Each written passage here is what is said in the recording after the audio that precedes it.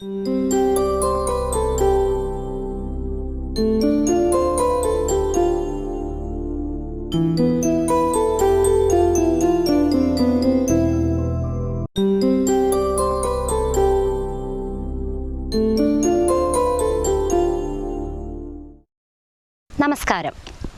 കാസർഗോഡ് നിരവധി ചരിത്ര സ്മാരകങ്ങളാൽ സമ്പന്നമാണ്. എന്നാൽ ഇവയിൽ പലതും അതിൻ്റെ പ്രാധാന്യമനുസരിച്ച് സംരക്ഷിക്കപ്പെടുന്നില്ല എന്നത് ദൗർഭാഗ്യകരമായ ഒരു കാര്യമാണ്. എന്നാൽ ഇതിൽ നിന്നും വളരെ വ്യത്യസ്തമായി നന്നായി സംരക്ഷിക്കപ്പെടുന്ന ഒരു ചരിത്ര സ്മാരകമാണ് ഞാൻ നിങ്ങളുടെ മുന്നിൽ ഇന്ന് പരിചയപ്പെടുത്തുന്നത്. ഞാനിപ്പോൾ നിൽക്കുന്നത് കൊടവലം ശ്രീ മഹാവിഷ്ണു ക്ഷേത്രത്തിൻ്റെ മുൻവശത്താണ്. കാസർഗോഡ് ജില്ലയിലെ ഏറ്റവും പഴക്കം ചെന്ന ക്ഷേത്രമായിട്ടാണ് ഇത് കണക്കാക്കുന്നത്. കാഞ്ഞങ്ങാടിനടുത്തുള്ള പുല്ലൂർ പെരിയ പഞ്ചായത്തിലെ കൊടവലം എന്ന ഗ്രാമത്തിലാണ് ഈ ക്ഷേത്രം. ഇതാണ് കൊടവലം ശാസനം. പ്രധാനമായും 2 കാരണങ്ങൾ കൊണ്ടാണ് ഞാൻ കൊടവലം ശാസനം നിങ്ങളുടെ മുമ്പിൽ പരിചയപ്പെടുത്താൻ തീരുമാനിച്ചത്. ഒന്ന്, മധ്യകാല കേരളത്തെക്കുറിച്ച് ഉള്ള ധാരാളം തെറ്റിദ്ധാരണകളുടെ ചുരുൾ നിവരുന്നതിന് ഈ കൊടവലം ശാസനം കാരണമായി എന്നത്. മറ്റൊന്ന്, കൊടവലം ശാസനം 1000 വർഷം പൂർത്തീകരിച്ചിരിക്കുകയാണ് ഈ 2020 വർഷത്തിൽ. CE 9-ാം നൂറ്റാണ്ട് മുതൽ 12-ാം നൂറ്റാണ്ട് വരെ കേരളം ഭരിച്ചിരുന്ന പെരുമാൾ രാജാക്കന്മാരുടെ ഭരണകാലത്താണ് കൊടവലം ശാസനം എഴുതപ്പെട്ടത്. കൃത്യമായി പറഞ്ഞാൽ CE 962 ഭരണത്തിലേറിയ ഭാസ്കരൻ ഇരവിവർമ്മൻ എന്ന രാജാവിൻ്റെ ഭരണകാലത്താണ് ഇത് എഴുതപ്പെട്ടിട്ടുള്ളത്. ഇത് വട്ടെഴുത്തിലാണ് എഴുതിയിരുന്നത്. ഈ ശാസനം നൂറ്റാണ്ടുകളോളം അജ്ഞാതമായി കിടന്നിരുന്ന ഒരു ചരിത്ര സ്മാരകമാണ്.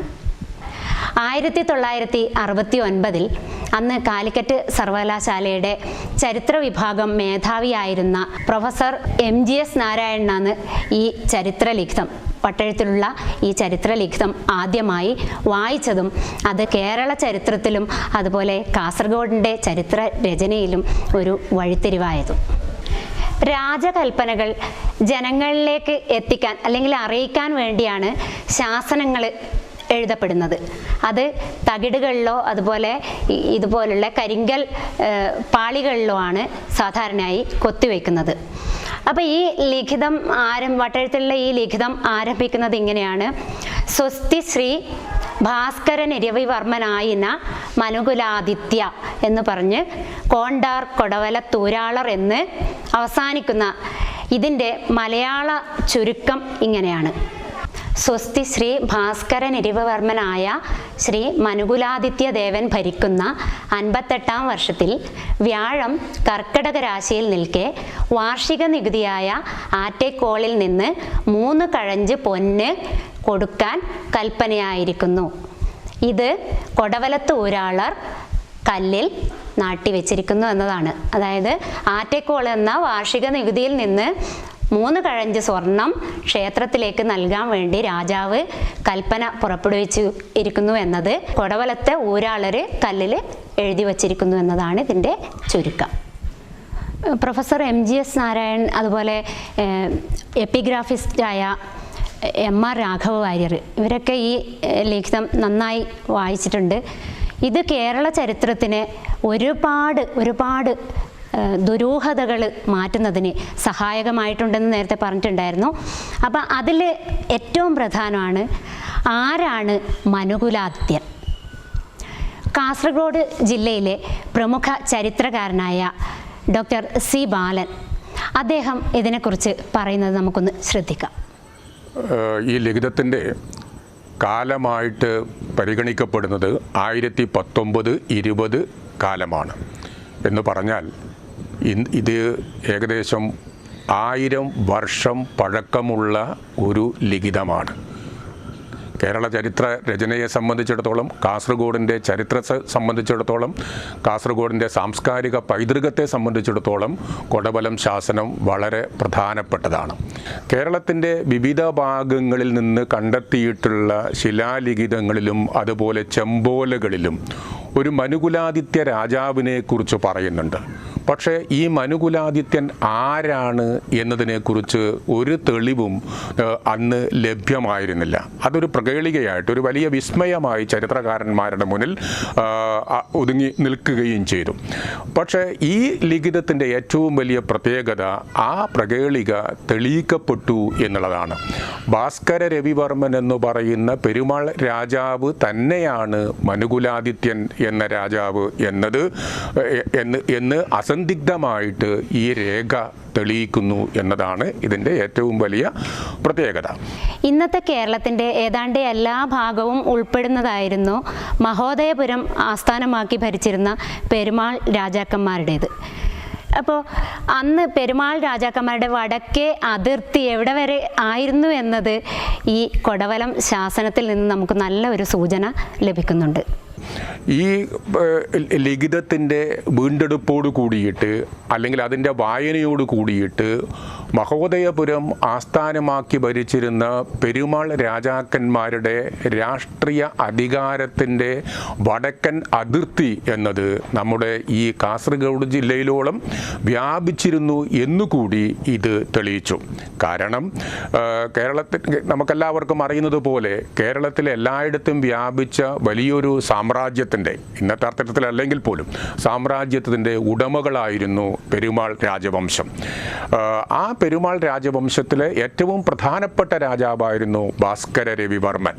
ആ ഭാസ്കര രവിവർമ്മൻ്റെ കാലത്ത് നമ്മുടെ ഈ വടക്കൻ കേരളത്തിലേക്ക് അവരുടെ അധികാര സീമ വ്യാപിച്ചിരുന്നു എന്ന് ഇത് തെളിയിക്കുന്നു.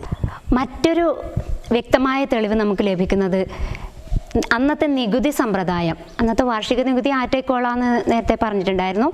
അപ്പം അതിനെക്കുറിച്ചിട്ടുള്ള നല്ലൊരു ധാരണ നമുക്ക് ഈ ശാസനം തരുന്നുണ്ട്. നികുതിയുടെ മൂല്യം സ്വർണ്ണ തൂക്കത്തിലാണ് കണക്കാക്കിയിരുന്നത്.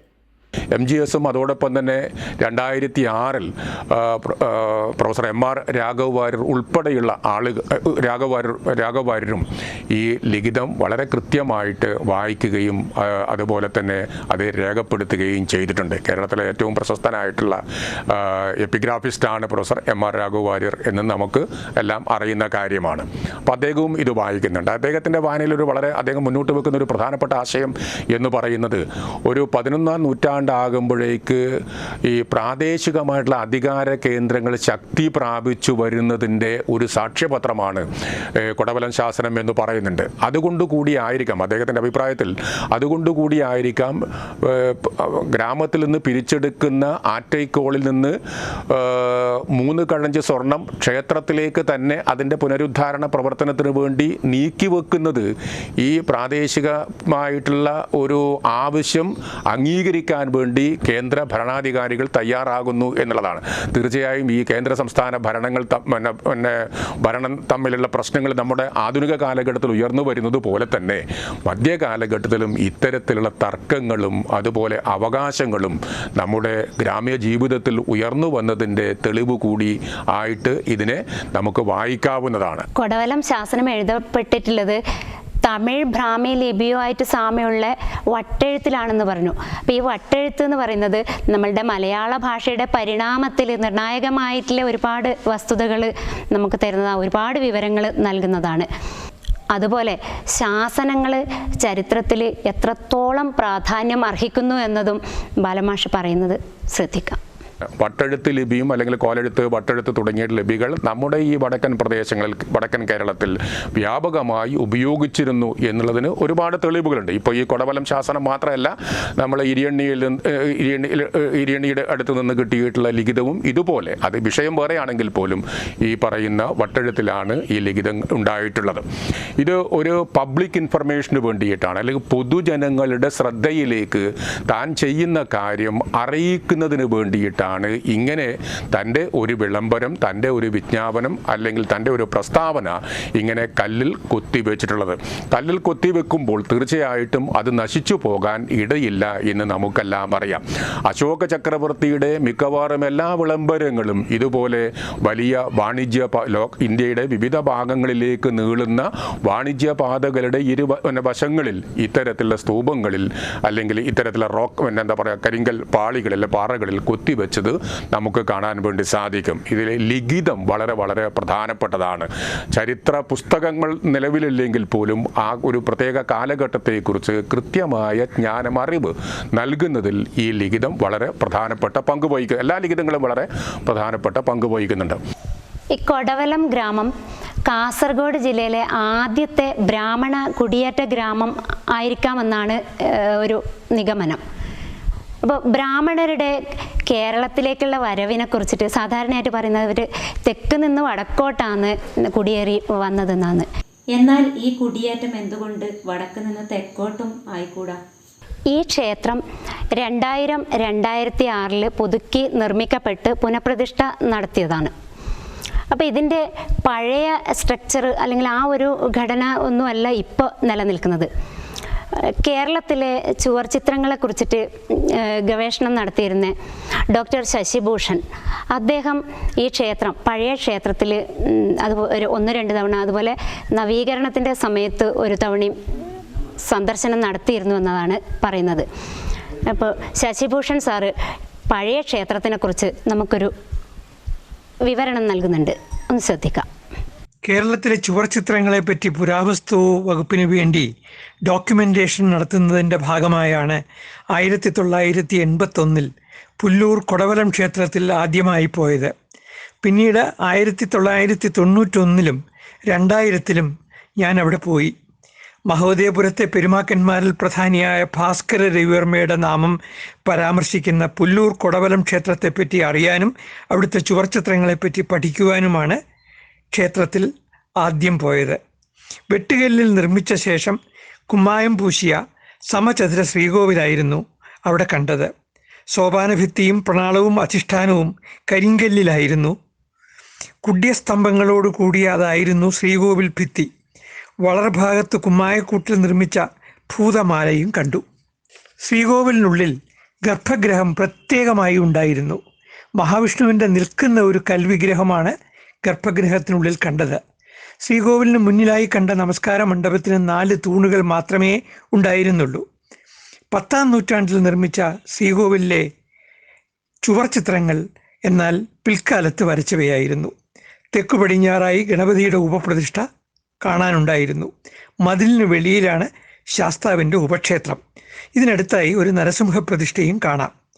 ഭാസ്കര രവിയും മനുകുലാദിത്യനും ഒരാളായിരുന്നുവെന്ന് തിരിച്ചറിയുവാൻ സഹായിക്കുന്ന ക്ഷേത്രലിഖിതം അകത്തെ ബലിവട്ടത്തിൽ കണ്ടു. AD 1020 ഊരാളർ തയ്യാറാക്കിയതാണ് ഈ ലിഖിതം. 14 വരികളാണ് വട്ടെഴുത്ത് ലിഖിതത്തിന്. ഇപ്പം ജനകീയ കമ്മിറ്റിയാണ് ഈ ക്ഷേത്രത്തിൽ ഉള്ളത്. അപ്പോൾ ഇതിൻ്റെ നവീകരണം, പുനഃപ്രതിഷ്ഠ, അതുപോലെ ഇപ്പോഴത്തെ ഇതിനെക്കുറിച്ചിട്ടെല്ലാം ഈ ക്ഷേത്ര കമ്മിറ്റിയുടെ വൈസ് പ്രസിഡൻ്റായിട്ടുള്ള ശ്രീ മാടിക്കൽ നാരായണൻ അദ്ദേഹം പറയുന്നതായിരിക്കും. കേരളത്തിലെ ഏറ്റവും എണ്ണപ്പെട്ട വാമന അവതാരമുള്ള ഒരു ക്ഷേത്രമാണ് കൊടവലം ശ്രീ മഹാവിഷ്ണു ക്ഷേത്രം. തൃക്കാക്കര വാമന ക്ഷേത്രം കഴിഞ്ഞാൽ കേരളത്തിലെ അറിയപ്പെടുന്ന ഏറ്റവും പ്രധാനപ്പെട്ട ഒരു ക്ഷേത്രമാണ്, വാമന അവതാരവുമായി ബന്ധപ്പെട്ട ഒരു ക്ഷേത്രമാണ് കൊടവലം ശ്രീ മഹാവിഷ്ണു ക്ഷേത്രം. 2000 കൂടിയാണ് ഈ അമ്പലത്തിൻ്റെ നവീകരണ പ്രവർത്തനം ആരംഭിക്കുന്നത്. ഈ നവീകരണം നടക്കുന്നതിന് മുമ്പായിട്ട് തന്നെ ഈ വട്ടെഴുത്ത് ഈ അമ്പലത്തിനകത്തായിരുന്നു. അതുകൊണ്ട് തന്നെ പൊതുജനങ്ങൾക്ക് കാണാൻ ഉതകുന്ന നിലയിലുള്ളൊരു സംവിധാനം ഉണ്ടായിരുന്നില്ല.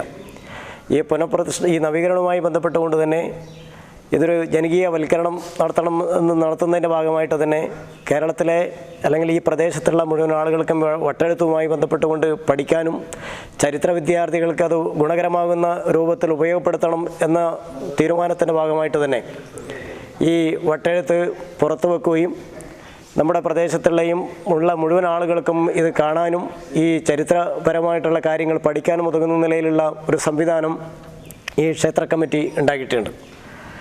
അതുകൊണ്ട് തന്നെ ഒരുപാട് ആളുകൾ കേരളത്തിൻ്റെ വിവിധ മേഖലകളിൽ നിന്ന്, വിവിധ ചരിത്രം പഠിക്കുന്ന വിദ്യാർത്ഥികൾ, അതുപോലെ തന്നെ വിവിധ കോളേജുകളിൽ നിന്ന്, യൂണിവേഴ്സിറ്റികളിൽ നിന്ന്, അതുപോലെ തന്നെ കേരളത്തിലെ ചരിത്രകാരന്മാർ ഒക്കെ തന്നെ ഇവിടെ വരികയും പരിശോധിക്കുകയും ഇതിനെക്കുറിച്ച് പഠിക്കുന്ന ഒരു ഗുണകരമായിട്ടുള്ള ഒരു അനുഭവം ഈ പ്രദേശത്തെ സംബന്ധിച്ചോളം ഉണ്ടായിട്ടുണ്ട്, ഈ അമ്പലത്തെ സംബന്ധിച്ചിടത്തോളം ഉണ്ടായിട്ടുണ്ട്. കൊടവലം ശാസനത്തിനെ കുറിച്ചിട്ടും അതുപോലെ കൊടവലം ഗ്രാമ്യ ജീവിതത്തിനെ കുറിച്ചിട്ടും ഒരു പുസ്തകം എഴുതിയിട്ടുണ്ട്. അത് നമ്മുടെ ബാലൻ സാറാണ് എഡിറ്റ് ചെയ്തിട്ടുള്ളത്. പുസ്തകം കൊടവലം എന്ന പേരിലാണ് അറിയപ്പെടുന്നത്. അപ്പോൾ ഇത് കാർഷിക സംസ്കൃതി ഉൾക്കൊള്ളുന്ന ഒരു, അല്ലെങ്കിൽ ആ ഒരു പരമ്പര ഉൾക്കൊള്ളുന്ന ഒരു ഗ്രാമമാണ്. കൊടവലം ശാസനത്തിൻ്റെ വട്ടെഴുത്തിൽ തന്നെയുള്ള ഒരു ഡ്യൂപ്ലിക്കറ്റ് കാഞ്ഞങ്ങാട് നെഹ്റു കോളേജിലെ ചരിത്ര വിഭാഗം മ്യൂസിയത്തിൽ ആർട്ടിസ്റ്റ് ശ്രീ രാജേന്ദ്രൻ പുല്ലൂർ തയ്യാറാക്കി വെച്ചിട്ടുണ്ട്. ചരിത്ര സ്മാരകങ്ങൾ സംരക്ഷിക്കപ്പെടേണ്ടത് ഒരു രാജ്യത്തിൻ്റെയും അതുപോലെ ജനതയുടെയും കാലത്തിൻ്റെയും ആവശ്യമാണ്. കാരണം ചരിത്രത്തിൽ തായ്വേരൂന്നിയാണ് സമകാലിക സമൂഹം നിലനിൽക്കുന്നത്. സ്മാരകങ്ങൾ നശിപ്പിക്കപ്പെടുമ്പോഴും അതുപോലെ തന്നെ പുനർനിർമ്മിക്കപ്പെടുമ്പോഴുള്ള അശ്രദ്ധകളുമൊക്കെ നമ്മളുടെ ഭാവി തലമുറയോട് ചെയ്യുന്ന ക്രൂരതയായി കണക്കാക്കാം. ചരിത്ര സ്മാരകങ്ങൾ സംരക്ഷിക്കപ്പെടേണ്ടതിൻ്റെയൊക്കെ പ്രാധാന്യം നമുക്ക് മനസ്സിലാക്കി തരുന്ന ഒന്നാണ് ഈ കൊടവലം ശാസനം.